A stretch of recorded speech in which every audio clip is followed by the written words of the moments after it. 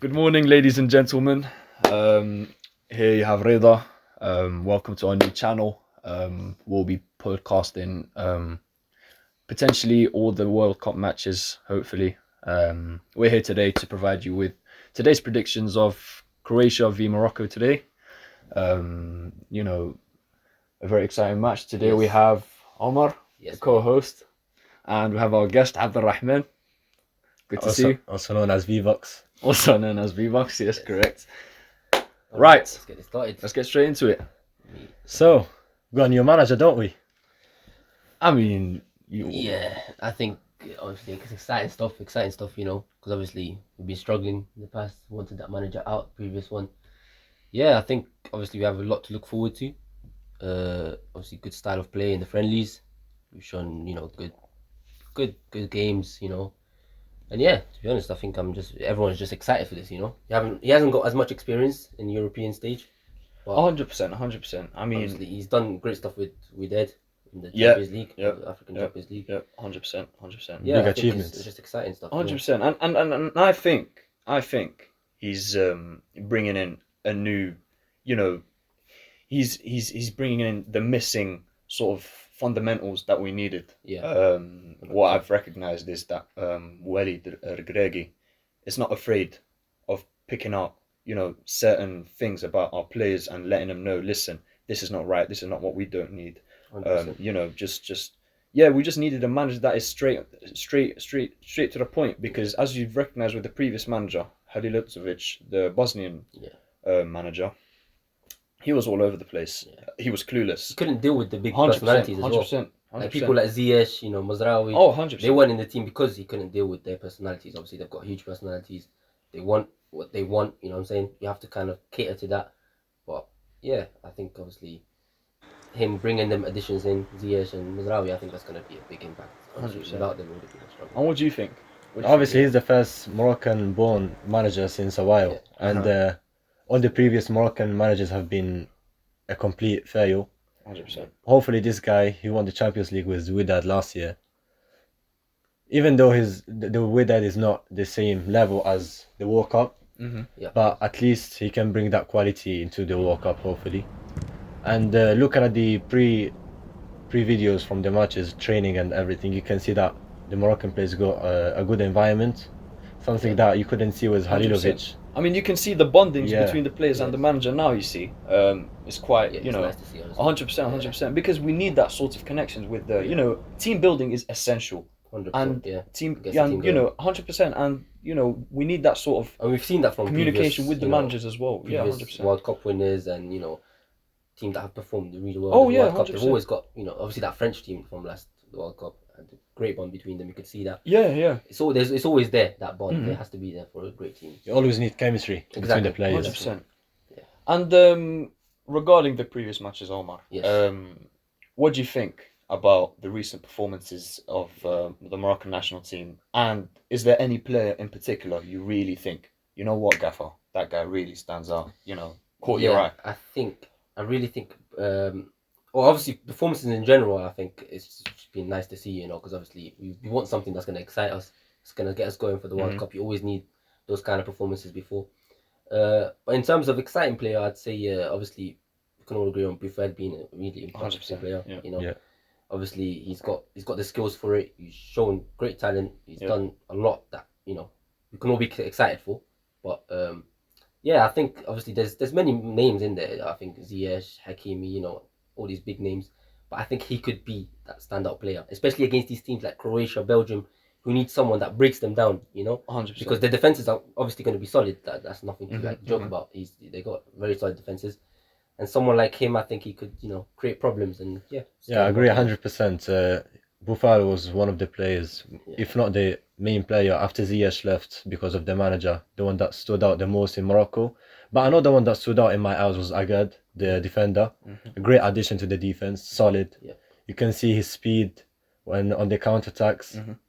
Always comes back fast, rapid.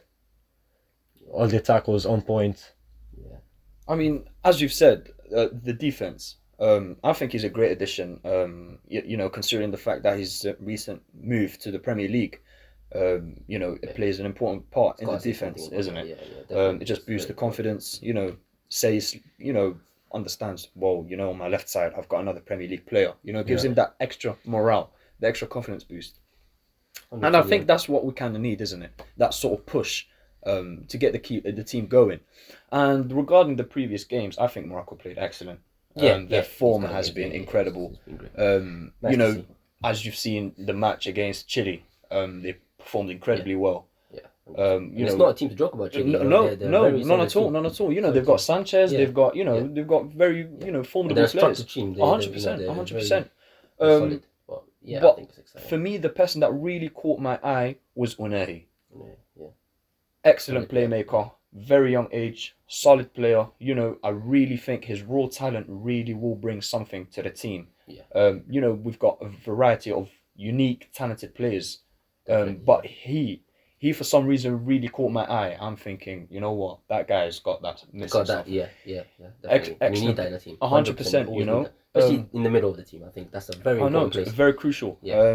But yeah, in regards to the previous games, I think they've played really well, no? Yeah, honestly. And they played really I well. think we can also mention the previous games of the World Cup so far. The ones that we Yeah, have yeah. seen. Uh-huh. It clearly shows that there is potential for teams that are smaller, exactly like Saudi 100%. Arabia clearly did against Argentina. I think that's a great example of like. And regarding that, structured. what do you think about the previous games in the World Cup, like Saudi Arabia v Argentina? Did anything surprise you? Well, we can say the atmosphere played a big effect. You can see the players get tired very quickly, Yeah. especially the Argentinian players. You could see them at the end of their very first half. You could see them like breathing heavy and everything.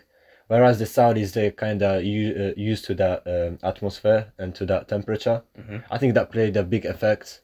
Also, a big effect was the offside traps from the 100%. Saudi Arabia. That was on point. 100%. No, it came in full effect, as we've seen. Incredible defense strategies, and as you've mentioned, you know, their manager was our ex-manager, wasn't he? Yeah. Hervé Renard. Excellent manager.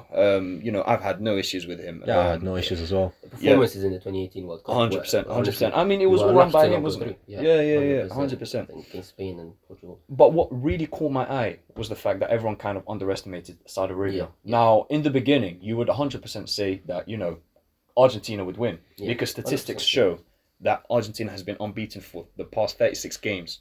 And for them to suddenly, you know, lose to a country, well, I'm not saying it in a disrespectful manner, but of someone course, on the everyone level of expected. Saudi Arabia, Yeah. you know, 100%. no one would believe that. Yeah. But they've played so well. They you know, And as Abdurrahman said as well, I think that it's a big factor, that high line, because against teams like Argentina and, you know, like us, we have Croatia and Belgium. 100%. I think you do expect the team to sit back, you know, not attack, just let them have the ball. But they clearly showed that doesn't work. Like, obviously, you do have to give a little bit, you know. You've got to press them in their half.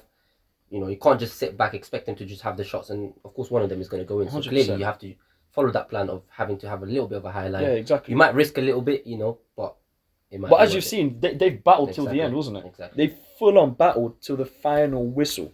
Definitely. Yeah, this is what I mean. This is football. Anything could happen. It doesn't matter if you have a 34 winning streak or something. Because we saw Italy won the Euros. Yeah. They had, like 20 plus winning streak as well. They didn't even qualify for the World Cup. No, that's right.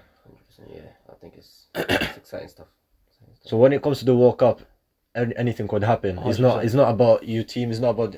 Obviously, the players you have can have a big effect on the performance, but are those players willing to do what it takes? 100%. Are they willing to go the extra mile? Because think about it, you know, a person that's willing to play for their national team, you know, emotions are in place, isn't it? Yeah, 100%. You know, you're representing a nation, you know, you have a country on your back. So essentially that kind of does play an important role and an important factor on a player's mentality. Yeah. I think that's what gives them the extra boost, extra morale that keeps them going to the full 90. And there's that new thing exactly of the new rule that we do have to mention, the new extra time rule. Okay, yeah. I think that's a very important thing because it clearly shows you have to be focused the whole, 100%. not 90 minutes, probably 100 minutes if it goes to that. You can't So, slack a single moment because, you know, all the time is going to be added up and all, you know. 100%, yeah, you do have to do that. So, yeah, exciting stuff. Anyway, Exciting. for the predicted lineup, you know, our sources say that it would be Bono in goal. Yeah. Hakimi, Saiss, Agard, and Mazraoui in the back line. Joining in the middle would be Unahi, Amrabat, and Amallah. Yeah. And in the attacking third, Ziyech and Siri and Buffel. I think we should start from the back and just start mentioning each one. I think. Yeah. So if we start with Bruno, I think I'd say clearly solid. I don't think anyone can complain about anything he's done. Nobody can complain. Hopefully, he doesn't get injured or anything. Exactly. Yeah. Great performances for Sevilla and for Morocco, and yeah, I think it's just obviously exciting stuff for that. There's no problems with him, to be honest, other than in case obviously he does get injured, because we saw that in the last, I think it was Concaf, he got injured. We had to swap him out, but yeah, I think that's a very solid. I mean, he's listed as one of the top 15 goalkeepers in the world. Yeah, you don't get that easily. Enough said, really. Yeah, you don't get that easily. You know, keeper sweeper. Yeah. This guy's the guy that gets, you know. I mean, Bono in his recent performances, he's been excellent. Yeah. He's got, you know, competition with the other goalkeepers as well from Morocco, Yeah. like Munir, for example. Munir, yeah, he's a great goalkeeper as well, because he's been playing in the past World Cup. Yeah. You know, 100%, but Bono in this World Cup, I feel like he's going to get more minutes. Yeah, I'd say definitely, yeah. But yeah, no, I think you know, he's a solid keeper. Yeah. But obviously, too, when you have a good keeper, you need to have a good centre backs as well. As well. Yeah. Saiss and Agard. I example, think that's solid. Sorry, yeah, 100%, very solid, 100%. yeah. Saiss has shown some slacking every now and then, which could be a worry.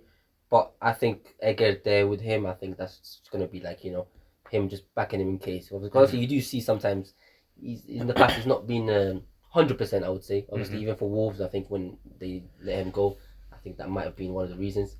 But obviously, we do hope for the best. I think he's still got that quality in him.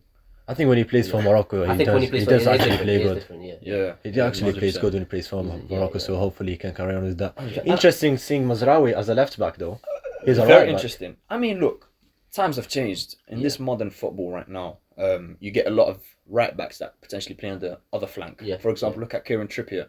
Yeah. He's a right back, but essentially plays in left back position as well. Yeah. You know, you just got to keep that in mind, because when he plays for Bayern Munich, he does play right back. Yeah. But essentially, you know, Hakimi tends to be more stronger in that position than Mazraoui. But and we did see it in the friendlies. He did 100%, try it out, so that's a good part. No, and we saw it was very good. It's worked very well. You know, playing four at the back, Mazraoui and Hakimi on both flanks. You know, no, I think he does the job. 100%. No. I think he's a excellent young player. You know, he's just in his early 20s. You know, moving from Ajax to Bayern Munich, I think he's done really well so far. Couple assists in the season so far. No, I'm not really complaining about the back four. Not that much. No, not really. Obviously, Hakimi's, you know, talks for himself. 100%. You know, Hakimi's Hakimi, innit? Yeah, you don't really have one much. of the best right backs in the world right now. We're very lucky to have him, to be honest. I'd say. He's doing excellent in PSG. Current in form. Yeah. He's in form. Very in form. Very in form. I think he's shown that if he gets that little bit of support from the strikers and stuff, he can 100%. Excel. And you, as you've seen with Hakimi, he's quite an overlapping player, isn't he? Yes. He tends to take advantage of a winger like Ziyech, for example. Yes. And I think that who cuts in quite a lot, and then he uses that as a, you know, running flank. Thank you very much. Yeah, just getting behind. Yeah. I mean, what do you think about our centre midfielders then? Marabat, Onahi, and Amallah. I think Mrabat is a good leader for that centre mid. He's like a veteran. He's got more experience with the Moroccan team. Mm-hmm. So I think if he can lead those two players, which got a bit less experience than them, I think we could do something. It's interesting to see what they're gonna do. Mm-hmm. Yeah, definitely. 100%. I mean, stuff. As we've seen Amrabat in the past few games, he hasn't played too bad. Yeah. However, there are some things. For example, sometimes I do feel like the loss of possession really comes from his side. Yes. Quite most of the time. Yeah, I've seen that also. I'm quite a big fan of the Serie A. I think I watch it quite a lot. And I've seen that with Fiorentina. I think he's done that sort of thing, and that's what's kind of been his the complaints that he does get. Like, obviously he's got that passion, gets the ball back 100%. for you. He does the dirty stuff. But I think if he just improves a little bit on on the ball stuff, actually getting it out to, which I think is going to help him. Unahi and Hamallah, I think they're very good ball playing centre mids. Yeah. I think that could be like the source. I mean, as you've said, he's having a decent run at Fiorentina, isn't he? Yeah, definitely. But I feel like at times he'll be leaning on his back foot a bit too much, he does, and that's where the loss of ball possession happens. And them unnecessary back passes sometimes. Yeah, 100%, 100%. No, but he does, tend to come back into position. Definitely. He moves No, up, definitely. but comes back down. Definitely. No, he's a solid player, very physical. He's got the physical aspect. You always need that not dirty player, but like, you know what I'm saying, like the player that does the dirty stuff. 100%, 100%. He gets back. Well, that's what you need from a leader as well. If you see, especially someone who like Unehi, who's a young player, he's not probably gonna get stuck in as much. 100%. You do need that support from him. But I mean, moving on to Unai, as you're talking about, what do you think? I think bring to the great prospect. Honestly, like it's just he's shown everything from a centre mid that you need from a centre mid. Like he's someone that age as well, that young. I 100%. Think you normally don't expect as much, for the national team to be doing that kind of stuff. I think he's great player, playing player. 100%, I agree with him. Great prospect. Yeah. I want to see what he's gonna do, because is it his first World Cup that he's gonna play? Yeah. 100%, So we're gonna see how he's gonna manage with the big boys. 100%. I mean, he's only what, 23, 22, something like that. Yeah. I think going into the World Cup at that age, like the levels it just shows that this guy's got it in him. 100%. I mean, in the past CAF games and the past friendlies, you've seen what this guy's able to do. This guy's able to go solo. He's able to, his dribbling ability is out of this world as well. Yeah.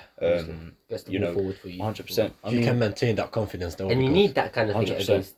I repeat again, Croatia and Belgium are teams that are gonna press you in your half. 100%. You need that player that gets the ball, moves it around, gets it to the buffers. And once again, though, this is a problem about the Moroccan midfield. They tend to get very cocky at times. Yeah, they do. They get once they have that 1-0 lead up or that 2-0 lead up, we tend to play at the back. Yeah. We tend to start be messing confident, around a bit. Start messing around, and I feel like that's the kind of aspect that we need to get rid of. Yeah. Definitely. We don't need that, and it's a World Cup. Yeah. This is different. This is a different caliber. The levels are high, the stakes are high. So essentially, we need to make sure that we can't afford any mistakes. Yeah.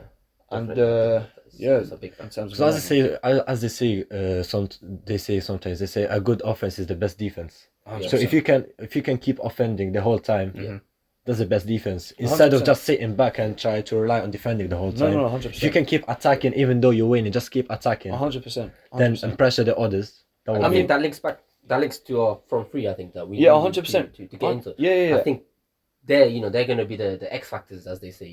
Players 100%. that are gonna show what's missing. And one thing before that, is the fact that Morocco is an attacking team. A very attacking team. Now you have countries that have quite a defensive team. For example, you get Croatia, very defensive. Their centre half, they've got them centre midfielders. Morocco is different. They're quite versatile though. They're very attacking. For example, we've got Hakimi Mazraoui, very attacking. As you said, we should be attacking to the final minute. Definitely. I would like to see a high line just like Saudi Arabia did. I'd like to see that, because they don't really have fast players. Croatia, they don't really they don't have the Mbappes and them lot. So they're gonna be relying on tiki-taka and counter-attacks. 100%. And long balls. I don't see them outrunning Hakimi. No. He's one of the fastest right backs in the world. 100%. I don't see them. Is not slow himself. Exactly. So I'd like to see that high line, high defense. Definitely. Right, moving on to the front, the attacking third. Exactly, the main players. I'd say. What do you think, Abdurrahman, about Ziyech? Well, I think Ziyech, he's a very good player. We saw how he played the last game against Georgia. Beautiful goal, outstanding. The way he was, I think he's got a good relationship with the current manager as well. We can see it on his face. He's always smiling. He's playing good, not really slacking as much, and he didn't really get much gameplay with game time. I mean, with Chelsea, did he this year?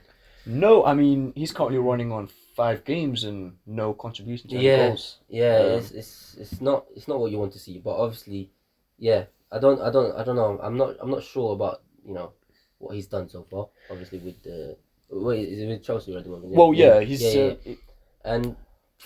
but I think the manager does have to play a big part. I'd say, because 100%, obviously the Chelsea team at the moment, even the Tuchel team that they had before, they've always been like more the defensive stuff. And before that, we saw with Lampard, I think that's where he excelled. You saw great contribution when he was there. And essentially, And that was an attacking team. Lampard's when he essentially recruited when him. he recruited him, exactly. And they had a very attacking team at that time. So I mean, he is in talks right now to join AC Milan. So Yeah. I think that would be a good signing for him.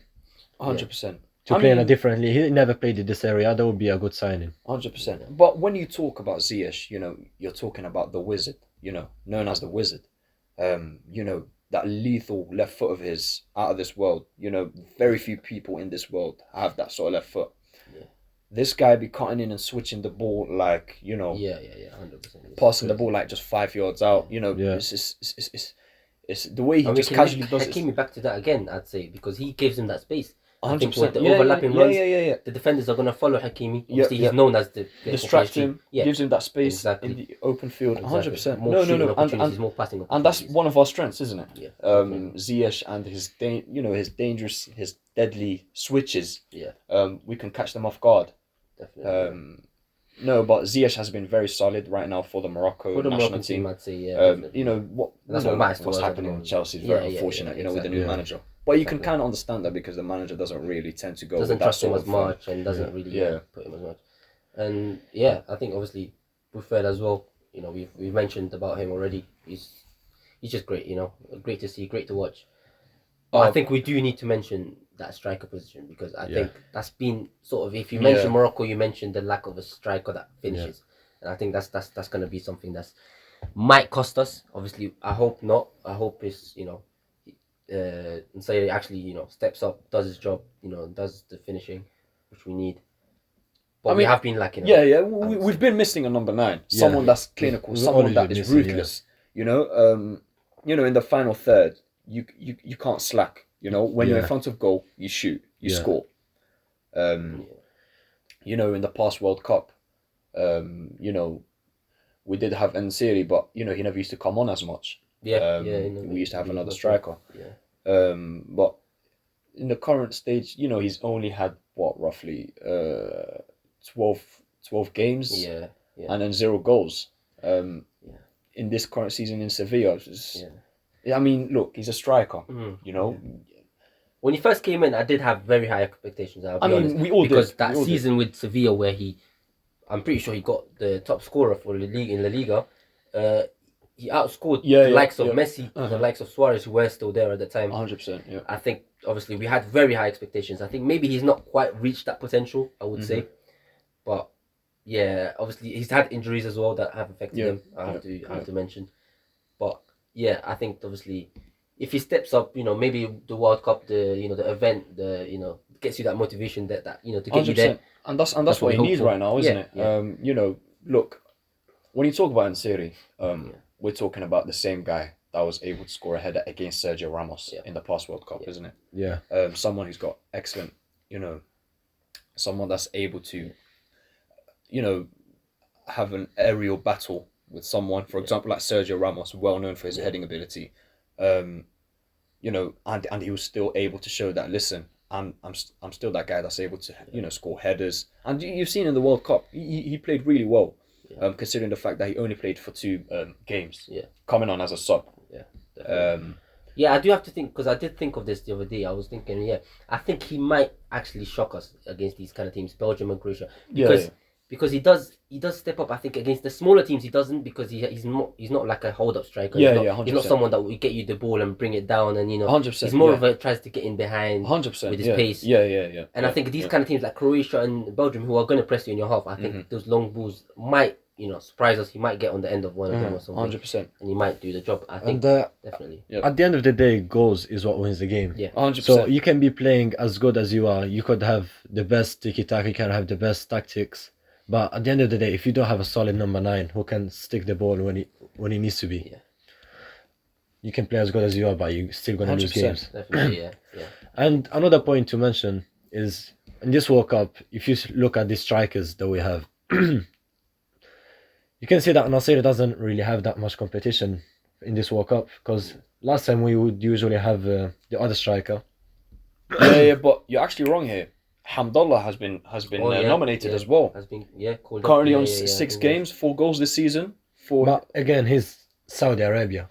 I mean, look, as you said, the level is not The level's it's not the same. It's not like the same as La Liga, is it? But one thing you got to understand is, you know, the level with the national team is different. Yeah. This is yeah, not no definitely. La Liga, no Premier League. But we have heard that Hamdallah has been ripping up the Saudi Arabian League. I don't think he's gonna take the lead from it. I don't think he's gonna start Hamdallah. He may not start, but I think Al-Nassiri Al-Nassiri would is gonna start. have. Yeah, but, definitely. So this is what I'm saying. He doesn't really have that much competition. So if he can prove himself early, 100%. I think That's what matters, isn't it? yeah. Definitely, I think that's But once again, you know, Nsiri, he has excellent teammates down the attacking third, isn't it? He has Buffel and Ziyech. Yeah. Ziyech is not afraid of giving him a lob players pass who create, by the or way. a through ball. Players who create. So It's not- Nsiri just has to place himself there. Yeah. And especially when it comes to shooting, He does have the creation. The team is built to create. 100%, Let's be 100%. honest. You know, It's- you've got it's- players it's- from Chelsea. it's there. You got players from La Liga. You know. Oh, sorry about that. that's What was I going to say? Yeah. So I think they do create. It's obviously I've seen, you know, the statistics as well. The expected goals. They do have high expected goals. I think it's like 2 goals a game they're expected to score. Yeah. So that shows that we do create. That's not like. I mean, we're ranked 22nd. Yeah, worldwide. in the world. I mean, it's not for a reason. Top It's- 22. I mean, what you got to say about that, Rahman? I think that's a very good ranking because I think we're the second highest ranked African country. 100%. Yeah, we are. Yeah. Who's the first one? Senegal, innit? Senegal. Yeah, that's a very good ranking lately, and hopefully can bring that up in this World Cup. 100%. 100%. Moving on to the Croatian team. Yeah, you have to mention. I think You know, yeah. I mean, I don't have much detail regarding the Croatian team. As far as but- I know, I think their midfield, like we agreed previously, while we were 100%, mentioning, yeah, their yeah. midfield is the point where they rely on. 100%. Previous World Cups as well. I think 100%. obviously Modric, you know, there's not much to say about. 100%, Like it's just great. You know, Ballon d'Or winner. Ballon d'Or winner, you know. exactly, for a reason. Yeah. Brozovic, you know, they Yeah, have him very from solid. Inter Milan. He Very has been solid, showing yeah. great performances, and Kovacic as well Uh-huh. for Chelsea. He's great midfielder. So I think that's where we need to win that battle in the 100% midfield. I in the think. midfield. Yeah. And essentially the whole core of a team is the midfield, isn't it? Yeah. That's 100%. what creates the opportunities. That's the, you know, that's where the attacking, you know, opportunities start from. And you know, that's where it gets led by a whole team. It's the core, is the midfield, isn't it? Definitely. You know, when you said talking about players like Brozovic or Modric or Kovacic, you know, world class players. Yeah, definitely. Couple players that have won, you know, the Champions League, the La Liga. You know, Perisic is one to not look down on as well. 100%, Perisic on that 100%. side, same side as Hakimi. Obviously, he's getting a bit of age now. I think he's about 34. Yeah. But he still has that bit on him. Like He's still to play for Tottenham 100%. and the Conte, you have to have some sort Still of like, plays in And the that's top one of the flight. points I wanted Yeah. to talk Yeah. about. Croatia do have the age of the Croatia is very high. yeah. Yeah. Modric as well. You know. Modric, all the players that I don't think they have as many young players. Yeah. And I think one of the weakest area I think is the goalkeeper. If they play Handanovic, he's been very controversial in this area. He hasn't been called up actually Oh, to the World okay. Cup. No, he hasn't. Oh, right, I wasn't aware of that, to be honest. So- Yeah, that's quite shocking. You know. Yeah, it is.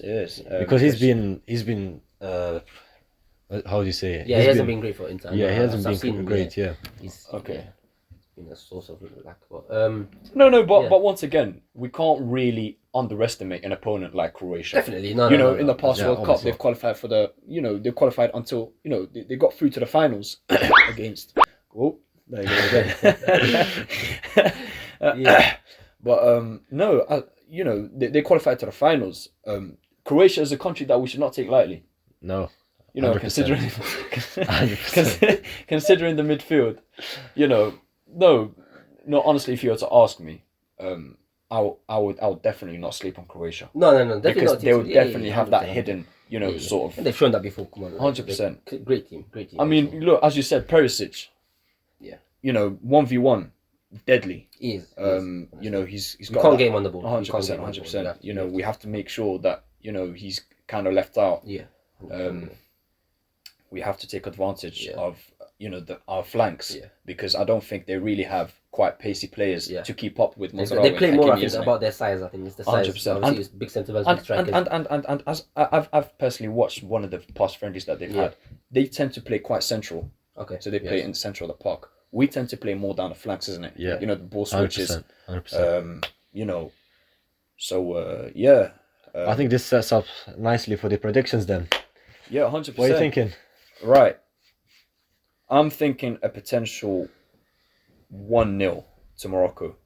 Yes, fair I'm enough. thinking the game's it's gonna be quite a fluctuating game. You know, the Yeah. attacking is gonna be back and forth. I feel like that's how it's going to be. But I essentially think start of second half 1-0 to Morocco. Okay. Hopefully. Fair enough. What I about you? think if we give space to Modric, he can be very dangerous. So if you give space to him, looking at what midfield, so Yeah. hopefully Mrabat does good to deal with him. Yeah. But if you give him space, I think he can slide one in. But hopefully he doesn't. So I would think 2-0, 2-1 to Morocco. 2-0, 2-1. Yeah, honestly, I was gonna say 2-1. I think myself. Yeah. I think 2-1. I would say if I was to go specific about how it would happen, I think Morocco would get that first goal. I think out of shock in the first few minutes. You know. Yeah. I think, and then I think Croatia would be obviously tempted to press them. You know, to get that equalizer because obviously it's group stage games. You know, every game matters. Right. So they will try to press them. I think Morocco might catch them on the break for a 2-0. And I think Morocco might, like what we've seen from the past, obviously they do, like you said, get a bit, cocky, a bit, arrogant. So they might, not play as, solid. And I think they might let one in. And I mean, makes it 2-1. these are one of those games where they tend to get, quite, we can't take Croatia lightly, isn't it? Yeah, definitely. I mean, Croatia still got that battle in them. Yeah. They're battle hardened when it comes to them losing 1-0 or something. They would do anything to turn that around. Exactly. High You- expectations. yeah, as well. you've seen against England. Yeah. What they've done. Players like Perisic, for example. Yeah. Showed up, honestly. 100%, Showed 100%. up. No, he did turn up, 100%. But in regards to Morocco, they can't slack for a single minute. They have to keep it going until the final whistle. Exactly. Yeah, I've really got high hopes with this team. I think regarding this team, I think in this World Cup, I think it's the best squad so far. Definitely. For the Definitely, best I think World in Cup, terms of- because yeah. consider the fact that we've got players that are able to play in world-class teams, like PSG, Chelsea, Bayern. What do you think? It's unfortunate that we don't have Amir Harit because of his. Oh you do have to mention that's him. quite saddening. We do mention hope him. that he has a Great Speedy recovery. recovery. recovery, Yeah. and Would have been great to have him as well in the World Cup. That would have 100%. been an even better team. Definitely. But again, we can't forget about our current team. It's still a good team. Hopefully, we can do something with it.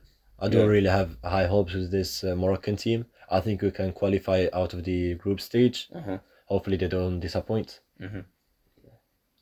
Yeah, I think that's that pretty much concludes it. I think that's quite everything. right. This has been our predictions for Morocco v Croatia. This has been Reda. Omar. Abdurrahman, aka Vvox. It's been it's been a pleasure. Thank you very much for listening. Please leave a like, comment, and please do share this video